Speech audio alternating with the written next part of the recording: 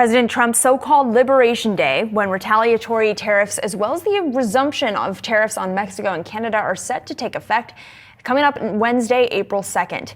In a post on Truth Social, Trump called on American farmers to get ready to sell a lot of their products inside the U.S. and to, quote, have fun. So far, farmers have already been caught in the middle of the brewing trade war with China, retaliating against the U.S., imposing 15% tariffs on chicken, wheat, and corn, as well as 10% tariffs on soybeans, pork, beef, and fruit earlier this month. So how could the next round of tariffs impact agriculture? Joining us to discuss, John Boyd Jr. He is a fourth-generation farmer and founder and president of the National Black Farmers Association. And of course, we still have Lou Bassanese with us. John, you know I love speaking with you. Thank you for making the time this morning. I know that you have spoken with members of the Trump administration about the impact of these tariffs. Talk to me about who you spoke with, what you told them about how tariffs could impact your industry.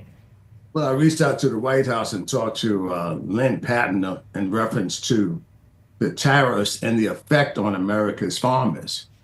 President Trump's trade war is running American farmers out of business. Every time the president says the word tariff, it creates havoc in the markets. And many Americans don't understand that corn, wheat, and soybeans are all market-driven commodities. So they think that farmers can just pull up beside the truck, beside the road with their trucks and determine what the price of their commodities are going to be. That's not how this works, people. We rely on the markets to sell corn, wheat, and soybeans at harvest time. And the prices are dropping, the markets are unstable, and it's a cast of uncertainty over America's farmers. This administration has created doubt with agricultural lenders because we have to put those projections on our loan applications, what we're going to sell our commodities for. So this is a bad time, right at planting season. The president is talking about imposing more tariffs on April 2nd, right at planting season when America's farmers are pulling out our corn planters and filling them up with corn, trying to plant our crop.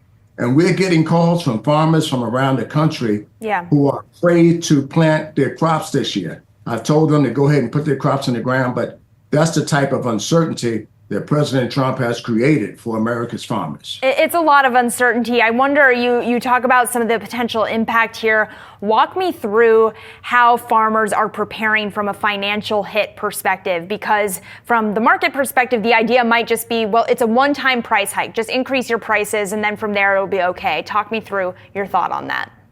Well, we won't have the opportunity, those commodity farmers like myself.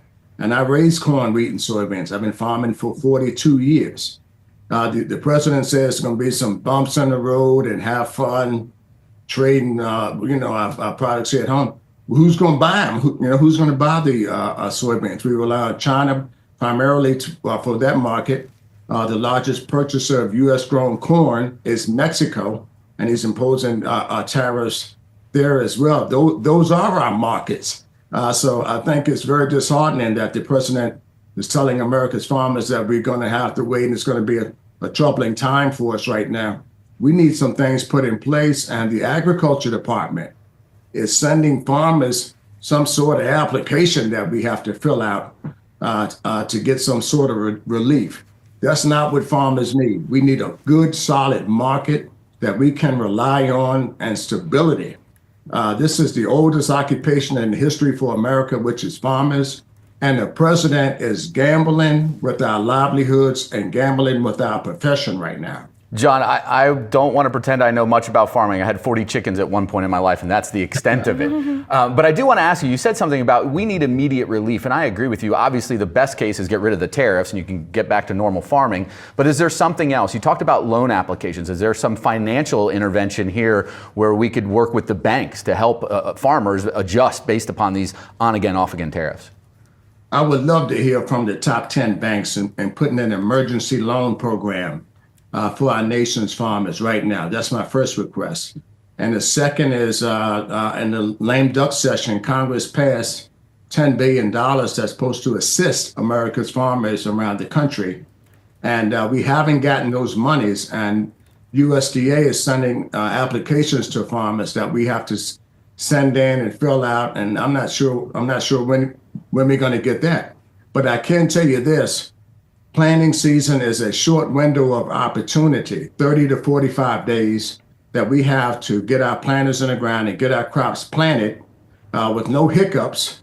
And anytime after that, we start affecting our yields. So if you plant late, you don't get a maximum harvest due to Mother Nature. So these are things that farmers have to deal with. So when the president says wait, that's not a good definition for America's farmers. This is a timely occupation, and the people around him should be advising the president of this, that they should put some things in place to offset that price reduction for America's farmers and open up a revenue stream for America's farmers so we can get farm operating loans with no nonsense, right now. So USDA, this administration came in and put a halt on grants. I want to be very, very clear, and loans in this country. So it's making it very, very difficult. They're closing up USDA offices around the country.